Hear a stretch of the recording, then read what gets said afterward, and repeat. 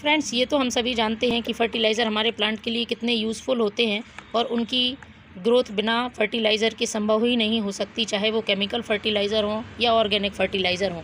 लेकिन कभी कभी क्या होता है कि फ़र्टिलाइज़र हम बनाते हैं, बनाकर डाल भी देते हैं, लेकिन उनमें वो रिज़ल्ट नहीं आता है जो कि आना चाहिए। हम इतनी मेहनत से फ़र्टिलाइज़र बनाते हैं, लेकिन हमें हमारे अपेक्षा के हिसाब से रिज़ल्ट नहीं मिलता है।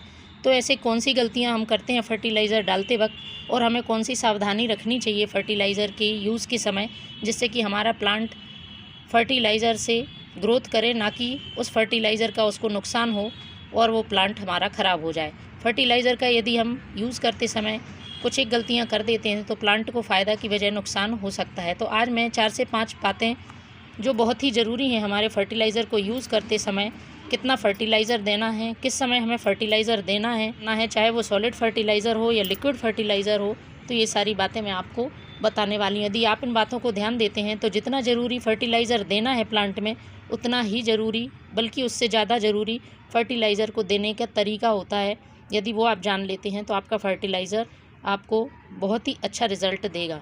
तो चलिए पहले बात कर लेते हैं। आज मैंने लिक्विड फ़र्टिलाइज़र बना के रखा हुआ है, जो कि ऑर्गेनिक फ़र्टिलाइज़र है। मैं इसको प्लांट में देने वाली हूँ। पहले तो मैं आपको बता देती हूँ कि फ़र्टिलाइज़र देने का समय क्या होना चाहिए। फ्रेंड्स, फ़र्टिलाइज़र देने का समय आपका हमेशा या तो सुबह के समय या शाम के समय आप फ़र्टिलाइज़र दें। तेज़ धूप में बिल्कुल भी फ़र्टिलाइज़र नहीं देना है, ख़ासतौर पे जब अभी गर्मियाँ आने वाली हैं। इनमें तो आप सुबह और शाम में ही फ़र्टिलाइज़र दें।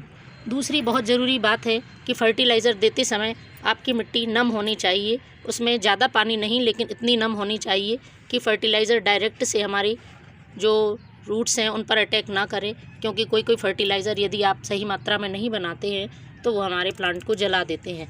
तो इस बात का भी ध्यान रखें। जब सॉलिड फ़र्टिलाइज़र आप यूज़ करते हैं तो उसकी एक दिन पहले आप गुड़ाई करें, उसके बाद उस फ़र्टिलाइज़र को अपने प्लांट में दें, साथ ही वाटरिंग कर दें।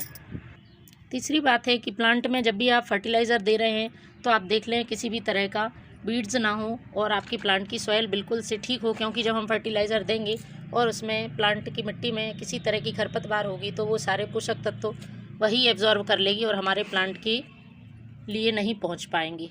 चौथी बात है कि आप प्लांट में जब भी फर्टिलाइज़र देते हैं, लिक्विड फर्टिलाइज़र देते हैं, तो आप ध्यान रखें उसका कंसंट्रेशन फॉर्म आपको यूज़ नहीं करना है। मेरा कहने का मतलब है कि यदि आप किसी भी तरह का फर्टिलाइज़र बनाते हैं, ऑर्गेनिक या केमिकल, तो उस फर्टिलाइज़र में आपको उतनी ही मात्रा में या जो भी आपकी रिक्वायरमेंट है उस फर्टिलाइज़र की, उसी हिसाब से आपको उसमें सादा पानी मिला लेना है, जिससे प्लांट में किसी भी तरह का नुकसान ना पहुँचे। फ्रेंड्स, पांचवी और आखिरी बात और बहुत ही ज़रूरी बात कि किसी भी फर्टिलाइज़र को यूज़ करते समय आपको ध्यान रखना है कि साथ ही साथ इकट्ठे 2 से 3 फर्टिलाइज़र यूज़ नहीं करने हैं। यदि आपने एक फ़र्टिलाइज़र यूज़ किया है तो दूसरे फर्टिलाइज़र को यूज़ करने में कम से कम 15 दिन या 1 महीने का अंतर ज़रूर रखें।